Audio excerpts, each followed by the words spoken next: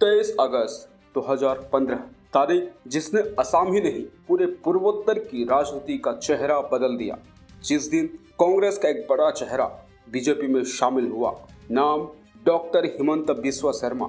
सवाल यह है, क्या ये महज पार्टी बदलना था या पूर्वोत्तर की राजनीति का असली टर्निंग पॉइंट?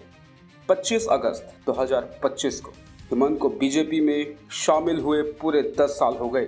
2015 में जब उन्होंने कांग्रेस छोड़ी तब राहुल गांधी की अनदेखी को लेकर चर्चा हुई। कहा गया राहुल ने हिमंत की बगावत को गंभीरता से नहीं लिया।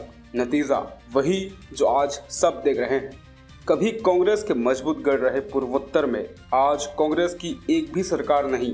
2016 के विधानसभा चुनाव में असम में बीजेपी ने ऐतिहासिक जीत दर्ज की। इसके बाद हिमंत को पूर्वोत्तर की राजनीति का मास्टर स्ट्रोक थमा दिया।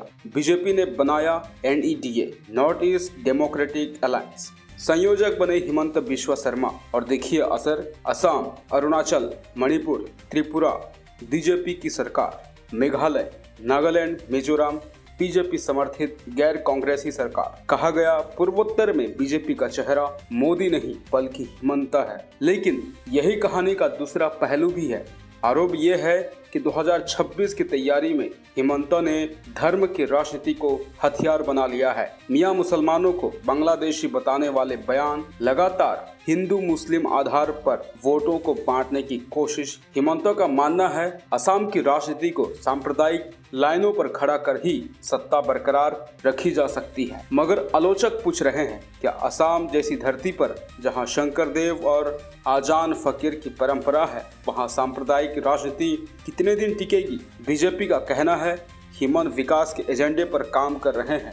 असम में इंफ्रास्ट्रक्चर, शिक्षा और हेल्थ में बड़ा निवेश हुआ है।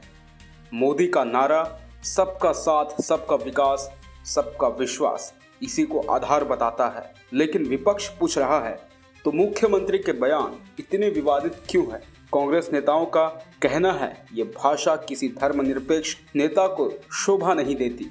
असम के मुस्लिम समुदाय में बेचैनी है। लोग कह रहे हैं हर दिन हमें बाहरी और बांग्लादेशी कहकर अपमानित किया जाता है। सोशल मीडिया पर भी इसको लेकर बहस है। एक तरफ समर्थक कहते हैं हिमंत सख्त है पर सही है, दूसरी तरफ लोग पूछ रहे हैं क्या नफरत की राजनीति स्थायी समाधान है? 2026 का विधानसभा चुनाव नजदीक है।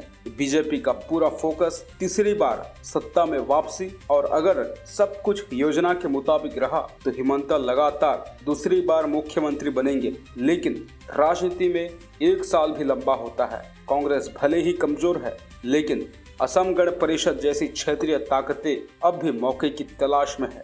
अब सवाल है, क्या 2026 में भी हिमंत का सांप्रदायिक कार्ड काम करेगा या असम के मतदाता विकास और सौहार्द के नाम पर नया रास्ता चुनेंगे? पूर्वोत्तर की राजनीति को शॉपिंग करने वाले हिमंत क्या अब वही गलती दोहरा रहे हैं जिसने कांग्रेस को यहां से साफ कर दिया था?